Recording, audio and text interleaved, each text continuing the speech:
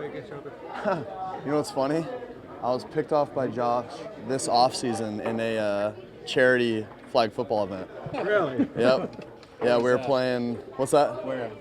It was at J. Sarah High School over in San Juan Capistrano, California. And we were playing in between the hashes because the high school hashes are super wide. And this guy was just in the middle of the field ball hawking. And it was tough. It was tough to throw against that team. But yeah, he got me on one of them. Tell me about the throw and what happened on that play. What's that? What happened on the throw? It was just like a kind of a fade, I guess, like kind of a hole shot, and he just came out of the middle of the field flying, ended up picking it off, kind of like DJ's catch, where he barely got 2 feet in on Saturday, and just toe tapped it down the sideline. That was this summer? Yeah. So in 4 games, no turnovers. What's been the biggest reason for that? Yeah, I think for us as an offense, it's like I said, it's running the football. I think when we're able to run the ball, we're a good offense, and it puts me in obviously good situations to be able to throw it and have time to throw on play action. And then when I'm dropping back, it's just making good decisions, understanding when we can push it down the field and when to be able to check the ball down. And I think just continue to be smart with that. That's the biggest goal for me, just moving forward in my career in general, but especially for this game, is taking what the defense gives me and understanding what they're trying to do defensively and getting the ball out of my hand. When you have a running game like you guys have, and an offensive line that you guys have, does it kind of take less off your shoulders in the sense that you don't feel like you have to play hero ball as much? I think, that's, I think, yeah.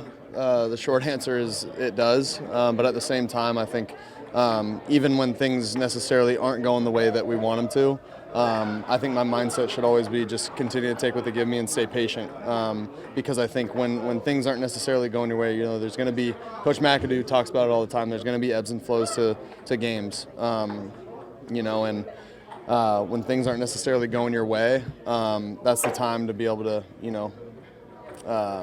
just reach back and understand, okay, just got to keep taking what they give me, don't get impatient, and because that's when you try to force things down the field. And so those are the times where I think it's really important to understand and to just, continue to take what they're giving me. You mentioned a few weeks ago how your dad taught you when you were playing baseball to be patient and let the game come to you. How old were you then, and how would that advice apply to the play you made against Pittsburgh when you got the ball to DJ with, just get the sneeze in? Yeah, you mean this past Saturday against Detroit? Yeah, Yeah, I think it's understanding situations. I think first and second down, just being smart with the football. Like I said, taking what they give you, trying to limit the negative plays that we have, and staying in manageable down distances. I think that's the biggest thing. And then third down, understanding the coverage that they're giving us, and understanding that you got to attack the sticks, but that's understanding that defenses obviously know the down and distance as well, and that we're going for the sticks. Sometimes you can attack them over the top, and even sometimes you can see them dropping super far, and you can be able to dump it down, and you can get a guy to be able to run for a first down. So I think it's all about understanding situations, and I feel like not just me, but our entire team, these past few games have done a really good job of understanding that. The Pittsburgh play too, especially because you were scrambled out of the pocket and made a good play out of nothing. So that's kind of different than we've seen in the past. So how big was that play for your confidence?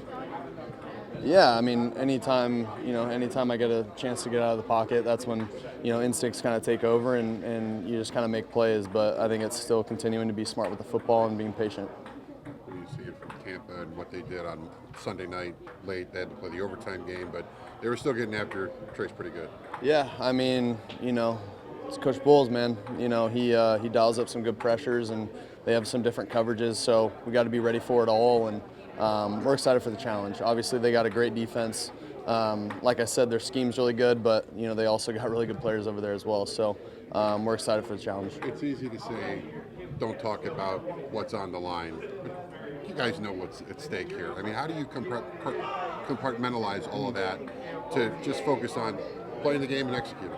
Yeah, I think that's the biggest thing is understanding, okay, you know, the situation is what it is. You know, it's going to be all over the news or all over anything you read on social media, all that stuff. But at the end of the day, you know, you don't want to change who you are throughout the week. You know, you do your routine, you do everything that you need to get ready for this ball game, and you know, the routine stays the same. And you know, everything else kind of takes care of itself. On Sunday, you go out there and let it loose, have fun, and you play hard. But throughout the week, I think it's just, you know, it's like we always say, you know, one day at a time, one rep at a time, and that's how we're treating today. You know, getting after first and second down. Tomorrow's third down. The next day's red zone. I think just continuing to take it one day at a time, like we have been, and then, you know, go out there Sunday and play as hard as we can, and you know, we should be good.